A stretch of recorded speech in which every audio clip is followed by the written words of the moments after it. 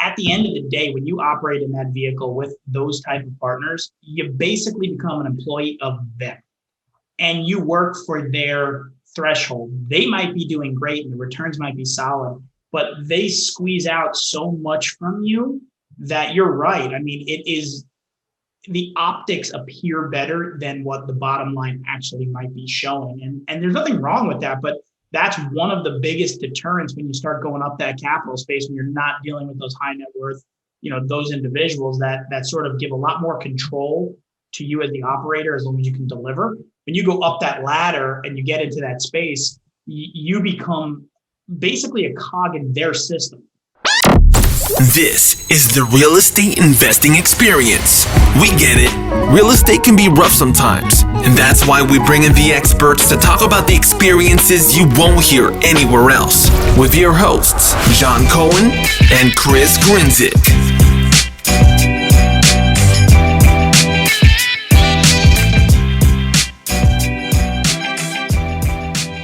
What's going on, guys? Welcome back to another episode of the Real Estate Investing Experience. I'm your host, Chris Grinzik, and with me, as always, is John Cohen. How's it going, bud?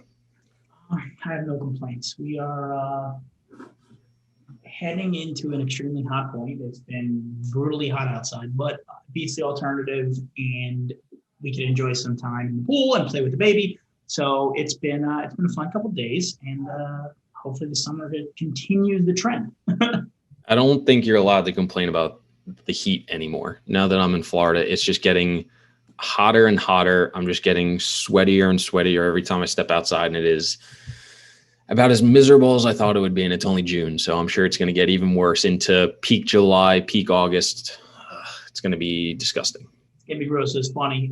Mike Anspach, a good friend of mine, he's up here from Charlotte for 2 or 3 weeks, and he actually said, I don't think I could live here anymore, coming from Charlotte to here. It's been the last couple of days have been pretty humid and hot. And I was like, what are you complaining about, right? Like, this is not that bad, right? You got to take into context, right? You're sitting in Jacksonville, Florida.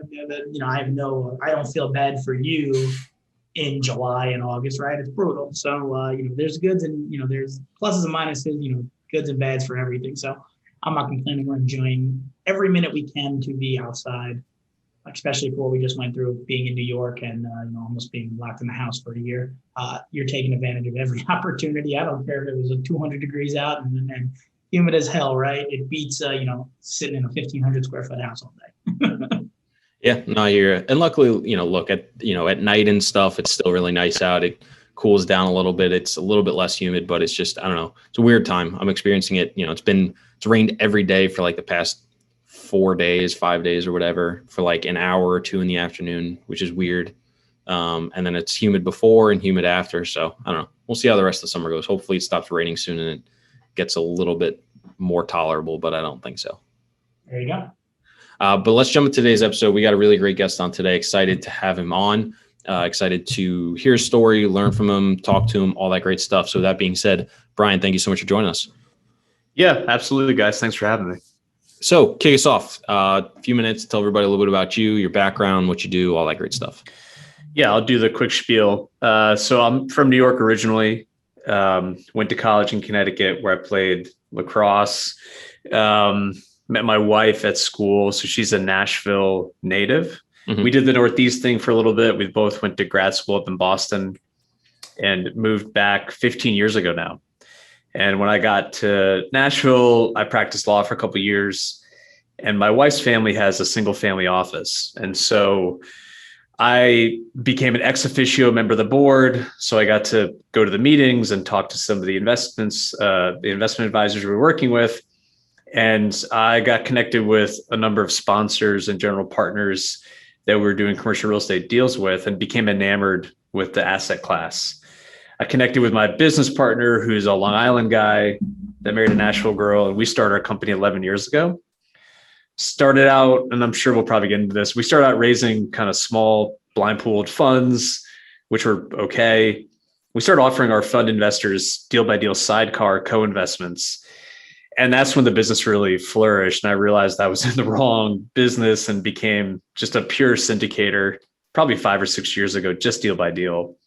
And today we run about $400 million of real estate, call it 2.7-ish million square feet in 14 markets across the Southeast and Midwest. Awesome. And are you in one asset class, multiple asset classes? Yeah, so it's commercial, which for us could mean office, industrial, flex, or medical. We do have a large proportion of suburban office, which we'll probably get into that as well. Recently, even pre-COVID, we had really moved to just doing kind of that flex medical type product. So I'm curious because, a lot of people that we talk to, kind of go a little bit of the opposite route. They start off syndication and they want to go into the fund structure, and you've kind of gone the opposite direction.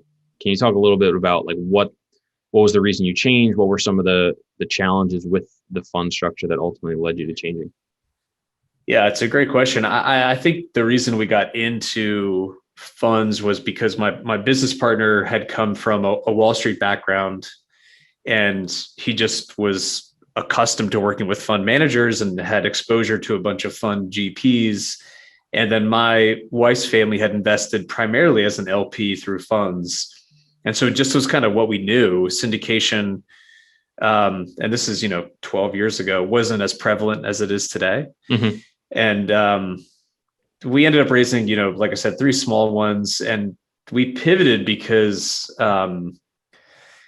I think a fund for real estate and the type of real estate that we're doing is just a suboptimal investment vehicle for individuals and families. And if you're an institutional LP and if you're looking to deploy $25 million, you want diversity, you want security, you've got to write a pretty big ticket because you have a large minimum. I think a fund is a really good vehicle for you. But for individuals and families that are writing $100,000, $250,000, $500,000 check, I'm just not sure a fund is going to deliver what they want. And, for a lot of fund managers and a lot of sponsors, the first half of my career was really ego driven. It was about how smart we were, our backgrounds, how we were going to do, these great deals. And we kind of jammed that fund product down people's throats in order to raise capital. I took some time and actually went around to my LPs and asked them what they wanted. And what they wanted were 3 simple things. They wanted direct co-investments, they wanted double-digit cash on cash yield, and they wanted tax benefits. And so I restructured the product offering in the firm to deliver more of a problem set or a solution set to them, as opposed to just rolling out what I thought was the next shiny object. So that's actually super interesting because we've never done a fund, and we've always done the one-offs. Most of our investors are in that 100, 250, $500 million range. And, one of our biggest investors, and he's almost like a board member or a partner, he says it all the time. He said, it doesn't make sense, right? The one-off deals are better for what we're looking to accomplish. If I wanted to write a $20 million check, I'm not giving it to you, right? I'm going to go give it to the big boys that's what they manage. So it's interesting to hear that because, I've gone both ways and we've never done a fund. It's, the closest to a fund is maybe 2 properties that were bought together, but it's really just an LLC, right? It's just, individual one-offs. And the more I've thought about it, I've wanted to raise a fund and do it, but hearing it from the other side actually makes logical sense, right? You sort of got to sit back and say, who is your avatar? Who are you looking to accommodate?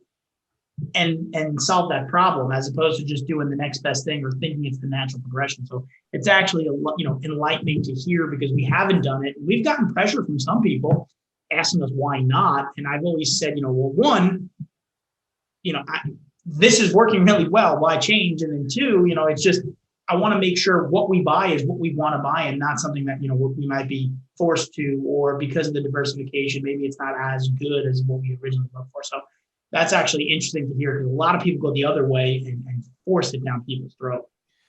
Yeah, I mean, that concept of true discretionary capital is really appealing to a sponsor and a fund manager, right? I mean, to be able to just call the capital, put it to work, focus on the diligence and the acquisition. But the time and effort it takes to raise a blind pool commingled fund is not to be underestimated. It's a very difficult product type. And also fundamentally, you've got to be in the fund management business as well as the real estate business. And those bigger groups like the KKRs of the world, they have fund administration within their overhead.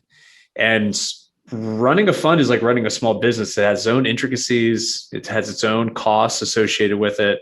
And I think a lot of sponsors see it as this kind of golden key that will unlock all the secrets of the universe for them. And it's just kind of a different set of problems. And to your point, depending on who your LP network is, they may or may not feel comfortable with it, but it takes a lot of education to get people, comfortable with a fund in terms of the economics, the legal structure, et cetera.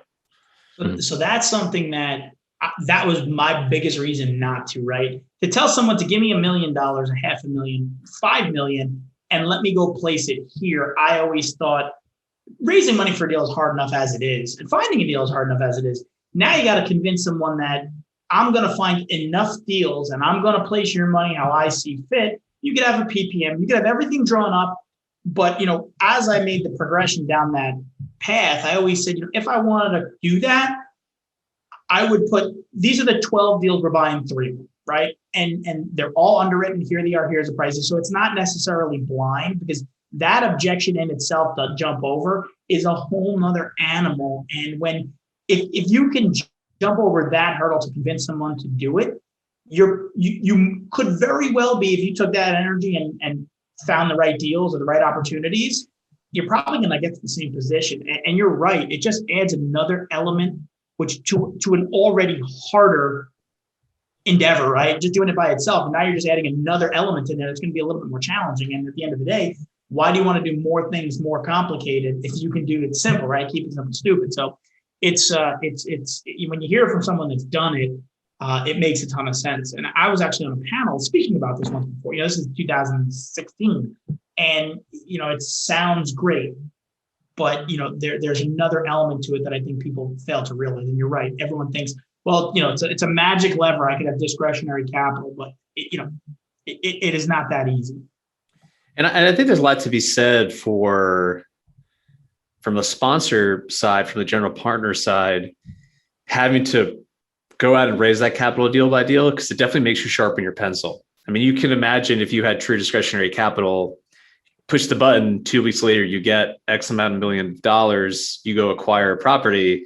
Whereas, I like to be held to account of having to defend my underwriting, my assumptions, markets, et cetera, every time I go out and raise a deal. I think it's a healthier relationship.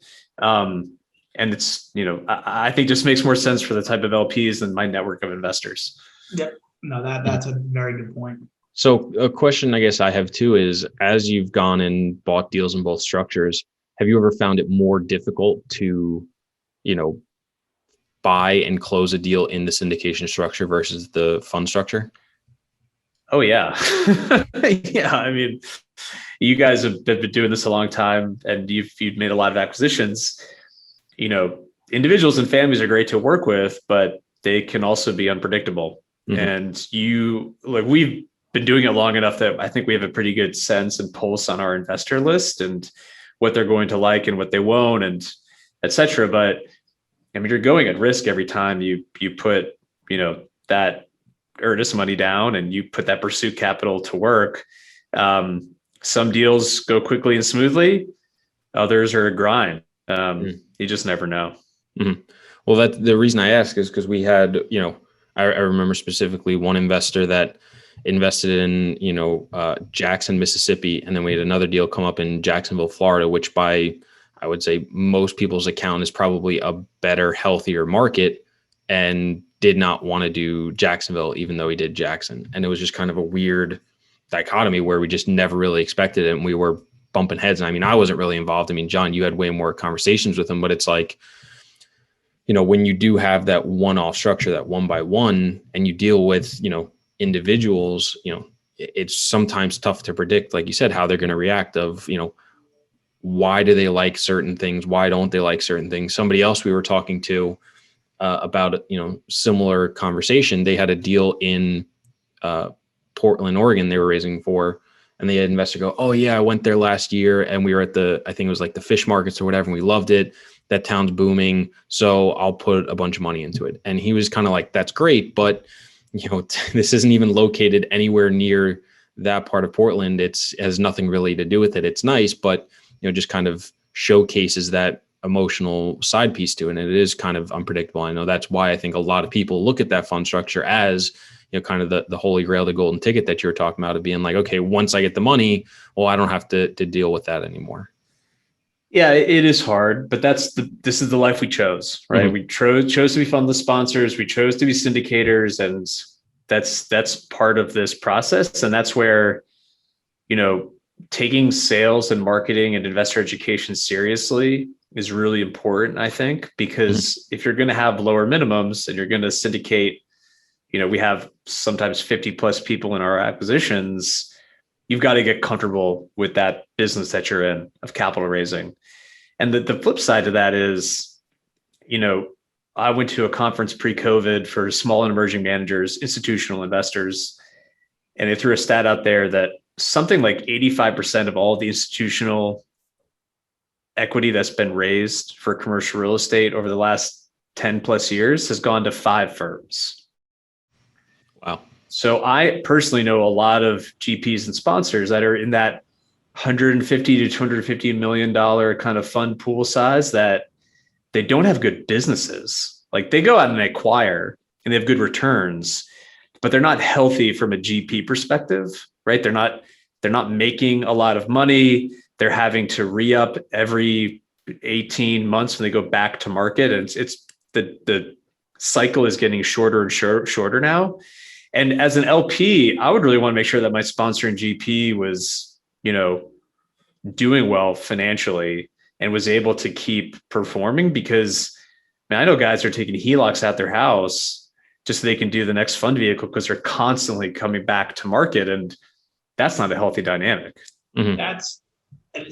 I don't think enough people talk about that component, that, that space you live in is extreme, even that's that 85% of it's going to 5 managers, whatever it is.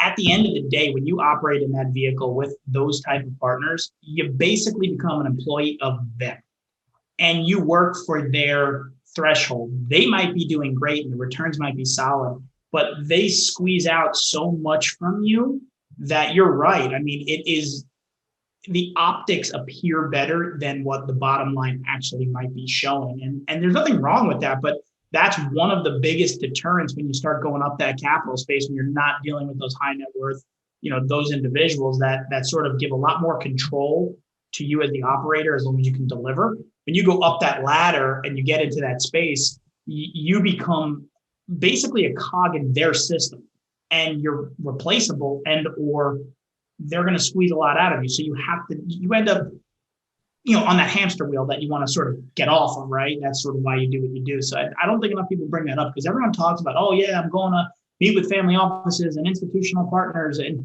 that's great. When you really break it down and you get their documents and you understand what that component is, it sounds a lot better to some. Some people, it's exactly what they're looking for, but it's a lot more challenging and stressful, more or less, than going the other way. The other way has its stresses as well, but you are in control to a degree, a little bit more. Yeah, that's exactly right. And I never wanted the relationship to be between me and my GP or my LPs. Hey, you're going to give me $1, I'm going to give you $1.25 back, and that's it. And then I'm going to rip your face off on fees. I wanted a relationship where I could provide value beyond the deal itself, right? So introductions, referrals, education, content. We do all kinds of things there to try to add value beyond just the deal. And I like that type of relationship. And the other thing I think is really insightful that you mentioned that not a lot of sponsors think about when they try to go up that chain is if you're allocating, like a private equity group, you're doing a 90-10 or 95-5 deal, or some of these bigger LPs that are allocating to you, they have no incentive whatsoever to truly ever allow you to have your own discretionary capital, your own capital raising business, because you're just competition for them. So legally, economically, they're going to do everything they can to keep you within their fiefdom, because why would they want you to be out in the wild calling on the same LPs that they call on? It just doesn't make any sense. And those structures are very challenging, in my opinion. Yep. And we've done it. We've worked with those groups and very successful deals. But at the end of the day, remember, they're giving you money that they're getting from other people. So the thing that you touched on, which is something that has been the underlying function of what we've done. When we buy deals, whether it's 90-10, 80-20, 50-50, however we do it, we always buy deals that we believe in and we want to invest in and that we believe. But the bond that we love in our deals is that I want to provide something that you would not otherwise have the opportunity to do, whether that as the investment, like you said, referrals. I want to be a sounding board. I want to be a resource to you, whether you invest in someone else's deal or not, or my own. I want to be able to provide value to you because, I believe that real estate, it's a team sport, right? And that community of investors is as big as it is, it's not that big. And if you can make the right introductions or to connect the right dots, I feel that it comes back to you 10 times over. So if you can provide someone with a piece of information that helps them make a better decision on the deal that they do or don't do, that's more rewarding than a 70-30 split over 12 or whatever the hell it is, right? The reward is not, it's what comes with the relationships and the back and forths and the interactions. And that's, to me, what's more important about what we do than, you're dealing with, the one guy at a company that raises from, the New York City Teachers Union, right? Like that's fine. That's great. But you are just another employee, quote unquote. And that relationship, you're really not providing value to that guy or the investors. You might be providing value because you're going to give a good return and you found a good deal. But the other stuff that comes with the other side has been the biggest reason for us to stay doing it the way we do it. And I don't think enough people talk about it. Everyone talks, and everyone talks about the other side, right? And there's benefits. We've spoke about them, but I think people have to hear that, really, why are you doing what you're doing? And how does that fit into what people are looking for? And if you can solve that relationship, you will also get a better pulse on your investors, knowing that, okay, this raise might be a little bit harder, but we'll get to the finish line. This one's going to be easier because it checks off more boxes for our individuals and our customer. Yeah, completely agree. So I'm curious, Brian, as you've been raising for syndications, is there anything that you've been doing for these one-off things on the capital raising side that has been helpful in either fostering these relationships or giving you a greater level of confidence that you do have, the investor pipeline relationship to, go after these deals and confidently close? Like, do you guys do anything that helps with that? Yeah, we try, and we've really tried to up our game or be more sophisticated in that realm over the last year and a half with COVID. We used to be running around all the time, traveling a lot, and now we had some time to put into place some infrastructure that we wanted to for a while. And so there's a couple of things there. One, the content creation, the co-branded marketing, the podcast, the webinars. I think what I realized was not a lot of LPs, even if they like me and they like our deals, they don't necessarily want me to take them out to lunch and pitch them every time. Mm-hmm. And so what we started doing was when we send out an opportunity, we create a drone footage with a subtitled pitch overlay. We do a recorded pitch where I act as the investor and then my acquisitions person is going through the deal itself. We do frequently asked questions, pros and cons, and then we provide all the diligence that we would to the lender on the front end. And so people at their own kind of convenience can spend 10 minutes looking at the opportunity. And it's really binary, right? I mean, they already know who we are and what we do because of all the social media and the content. And then it's, okay, well, I've opted in to see your deals. I took a look at this. I don't have any questions necessarily. I'm going to make an allocation here. And I think it's just more efficient for us and for them. And it's been a total game changer. Mm-hmm. We started tranching our investors as well. So if you're a legacy investor, we give you early access to the opportunities, some time to review the materials, do a call if you want to, have questions, et cetera. And then we send it out to our broader network. And that's really accelerated our fundraising efforts as well. Mm-hmm. So talk to me about, interesting, I haven't heard anybody do this before, the video recorded conversation between you and the acquisition person. You said you're acting as the investor. Are you basically like just playing the avatar of the investor and asking the acquisition guys some of these frequently asked questions, or asking him to walk through the deal? Like, what is that, kind of go like? Because I think it's an interesting concept. Yeah. So average human attention span is under 12 minutes. Mm-hmm. So the drone footage is 5 or 6, and then we try to keep the pitch to 10 minutes.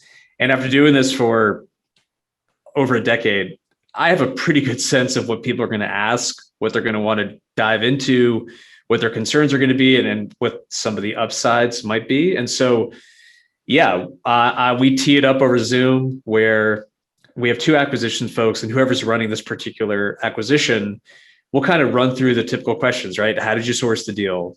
Let's go through the rent roll. What does the debt structure look like? How much capital you're raising? What's the timeline? What are the fees? What do the guarantee liabilities look like? And then every deal is a little bit different, right? So are you worried about this? Do you think this might provide some upside value? And, it's proved to be, the clicks say that the investors are looking at it, and it saves a lot of inefficiencies where we don't have to necessarily get on the phone and go through that every single time with every person. Mm-hmm. And so we've had good feedback on it. We're going to continue to do it. Mm-hmm. So I've seen people do like 30 to 60 minute webinars. I've even seen some a lot longer. Is this kind of in replacement of that? Call it a 10 to 15 minute video instead of that recorded webinar that they'll then send out?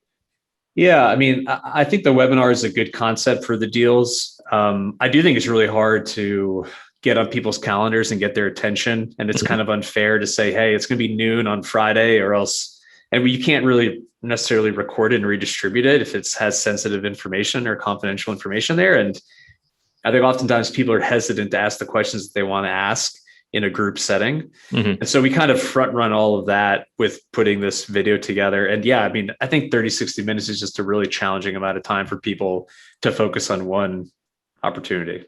Mm-hmm. I know that. So as in this business, I am on most people's list in some way, shape, or form. And when I see the times that they schedule some of the webinars and stuff, I'm in the business and I have a flexible calendar.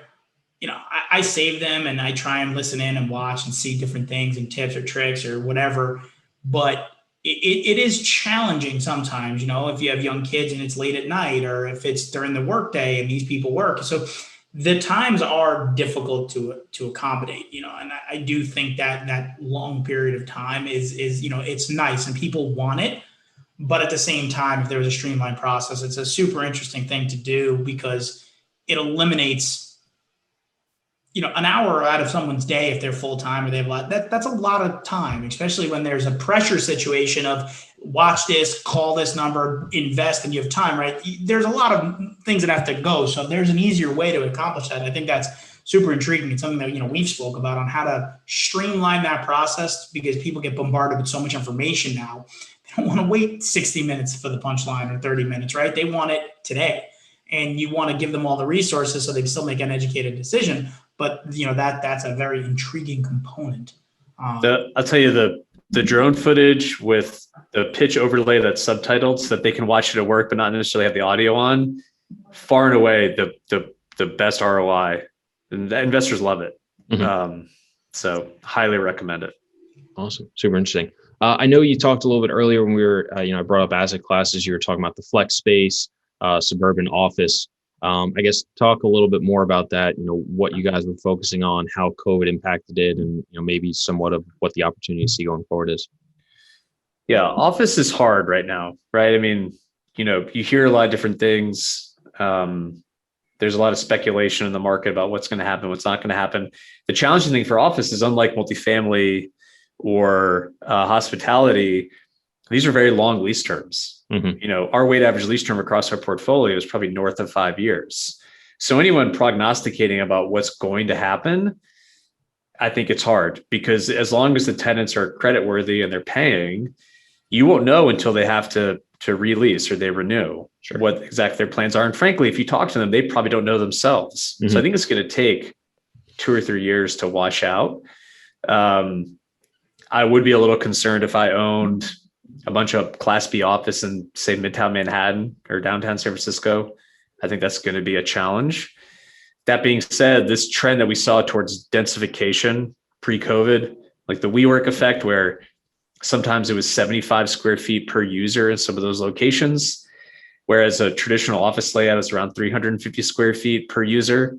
I think we'll definitely see a trend back the other direction where people want private offices where they can focus, get work done, or they'll want some kind of flex, bigger multi-purpose rooms that they can have, creative conversations, group meetings, and those kind of things. So it's probably going to be a wash, frankly, between the densification and the loss of square footage that people think they do or don't need.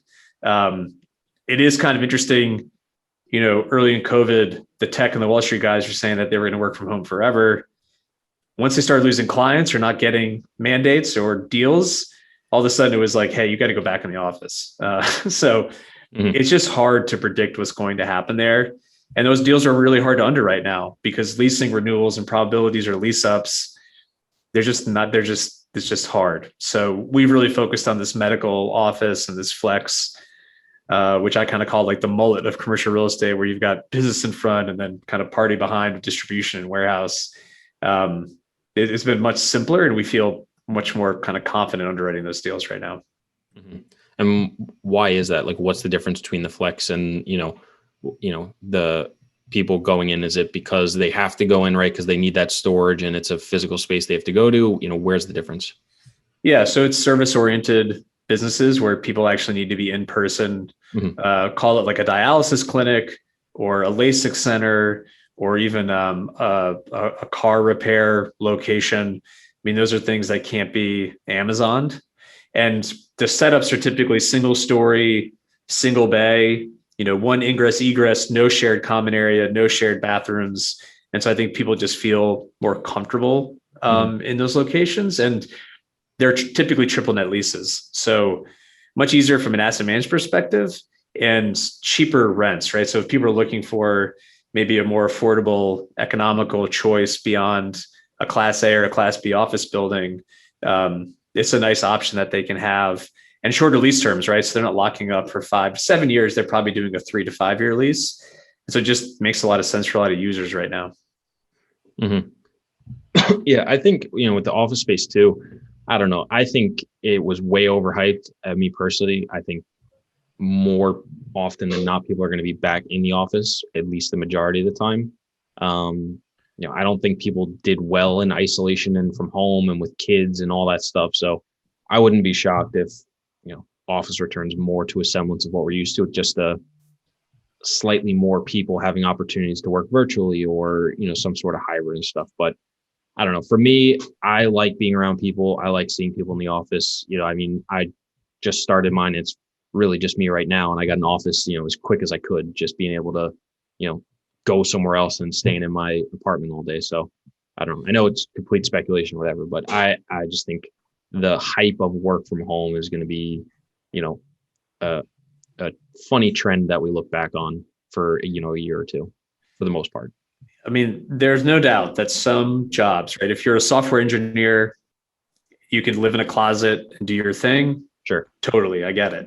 But if you're in some kind of collaborative, creative, sales, marketing, transactionally based business, which most of us are in some form or fashion, I think it's really hard to do that remotely. And all these surveys that you see about what employees want, throw them out the window, because the employers are the one who matter, right? And they're going to see what productivity is occurring, how much product they're able to get out the door, et cetera. And I'm with you. I think it's going to be really hard for people to do all of that from home long term. Now, will there be more flexibility? Yeah, I think 100%. But if you look at what's happening within these larger employers during COVID, the tech guys were all buying up leases. They were all buying real estate in these kind of metro areas, right? So a distributed workforce, I think, makes a ton of sense. You might not all need to be in New York or San Francisco anymore.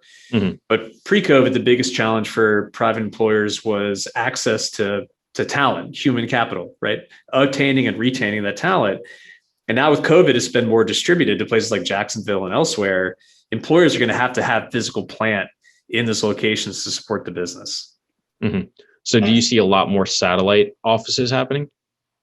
I personally do. Yeah, I think it makes a lot of sense. And I'm not sure employees realize you might have the option to work from home, or you can live in, Idaho, but you're not going to be paid the same. for sure. I would almost guarantee that trend is, you're making $500,000 living in LA. You're not going to be making $500,000 living on a 2-acre ranch in Montana.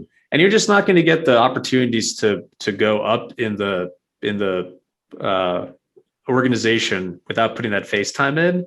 Mm-hmm. I think it's just going to be really hard. So, yeah, unless you're just a super producer, but that's just like anything else, right? That's not the norm. Most people are going to realize, listen, I was what I feel to be successful during isolation, right? Say working at home. I've self-admitted it, not being able to travel has hurt buying property because I can't buy a deal without being there, seeing it, feeling it, touching it, because there's a feel component that you need. And if I'm raising money and putting my own money into the deal, if I don't know everything about that from the physical, I'm not buying it, right? I'm not going to sharpen my pencil and push. But I've been going back to the office now 3 or 4 days a week. And we don't have a 30-man team, right? There's 2 of us and 3 of us, 3.5 of us, whatever you want to consider it. That interaction and being in an office feels good. And as much as I didn't mind working from home, and I had an added benefit, I had a 1-year-old, and I got to spend more time with my daughter than I ever would have. But if you'd taken that element out of it, I would have been at the office every day, right? So like I come with a skewed perception on what was really cool and different. But I agree, I think that, the employer that was in New York and had, X thousand square feet, maybe they take a different floor plan in New York and they go get other offices in other areas to keep, okay, I'm 2 hours from, Nashville, I'm 2 hours from Jacksonville, or whatever it is, because you'll give people flexibility, but inevitably you're right. Your pay is going to go down unless you perform top of the chain or I don't have to be in New York anymore. I can get a smaller office, decent visibility, but would be within 45 minutes to an hour and a half to a major metro and still attract good talent as good talent is moving around. So I think there's definitely something to be said about that stuff. I just think how that plays itself out, we will see. But this whole, sit in your office all day, do nothing in your house, I don't think that's sustainable, right? There's going to be some gives and takes. Yeah, I agree. And some of these moves out of New York, out of California, I think COVID just provided political cover to some groups that wanted to make those moves for the last 10 years, but they were afraid to get crushed if they did it. So all these New York guys didn't magically decide that Miami was a great place to be. I mean, they already had places there, people there, and these are plans that were in the works. And, now they've occurred because there was a lot going on and no one's really kind of done the assessment there. But, some of these just long-standing demographic issues, right? You've got millennials, which are now the largest generational working cohort in American history, 73 million people.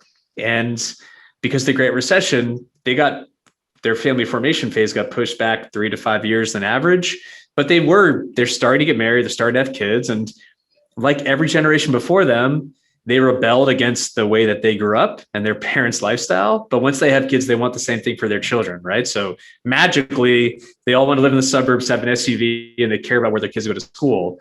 Well, my parents were baby boomers that, they hated the way that they grew up, 60s and 70s. Lo and behold, in the 80s and the 90s, they all went back to the suburbs. So I think that's kind of part of this as well. There's just this generational demographic shift that is naturally occurring on a secular basis. Yeah, and I think the other component to that, like you said, people from New York that left, and people from San Francisco that left. COVID was like the gasoline to the fire to make people make decisions that they probably would have delayed 12 months, 18 months, 3-4 years. It's like, we can do it now, right? Like there's no reason. So it was like the gasoline to the fire. The other thing is that, that millennial generation that people talk about, the younger half of that millennial generation struggled because they got out of college, there were no jobs, or they didn't want the jobs they liked, right? Then, whether they moved in with mom and dad or they stayed at home, and then COVID hit. So then they were delayed even more so. So that 3 to 5 year delay, they're all going to be back out in the workforce. And it is such an overwhelming amount of people. They're going to need places to live, whether it's single family, multifamily, but that also is going to drive, office space and flex space, because these people are all going to be working and tied to these spaces. So that population leaving mom and dad or buying houses, some of them won't be able to afford houses because the income growth is not going to be there or the expense is there. So there's a huge pent up demand for real estate of all classes, that they're going to have to go somewhere. So understanding that component of it and understanding that, listen, school districts do matter and housing does matter. And I do want to not be in the urban area where I'm a 40-year-old bachelor, right? Like there are a piece of the population that will always fit that. But you're right, the norm is the norm and people do inevitably figure it out or they get there. So I think it's something that I know people are talking about it, but that impact of that 70 plus million people, that's a major chunk of people that are going to need a place to live and eat and play and work. So, there's a lot of horizon. There's a lot of runway left if you understand those dynamics. Yep. Demographics are destiny. Yeah. No, I always thought it was interesting, being up in Long Island when I moved into Brooklyn for about 3 years. All my parents' generation were like, oh, why are you moving in? We moved out. We wanted to get away. And to hear you kind of talking about it, the same thing of like, people were there. They wanted to get out into the suburbs, move away, all that stuff. Then the generational trend of going into the city for, 10, 15 years was kind of the thing. And then now COVID is kind of pushing people back out, looking for space and all that stuff. It is interesting just to kind of see that ebb and flow back and forth. So it was just always really interesting for me to have those conversations with like, family members of like, oh, I used to live around there. I used to be on this block or this neighborhood and all that stuff. And then to move out into the suburbs, I was like, oh, like that's kind of lame. And now it's like, I'm kind of basically doing it. So it's just.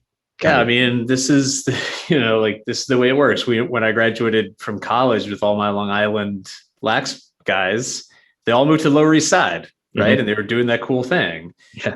Fast forward 15 years, they're all back on the island or in Connecticut or Jersey, like at great school districts, and they've got 2.5 kids. I think this Wall Street narrative that millennials are going to wear skinny jeans and live in Brooklyn and eat avocado toast forever, like it just wasn't true. I mean, so this is just kind of the way things work. And now people go to Jacksonville, they go to Nashville, and for any number of reasons, but it's a boomerang effect.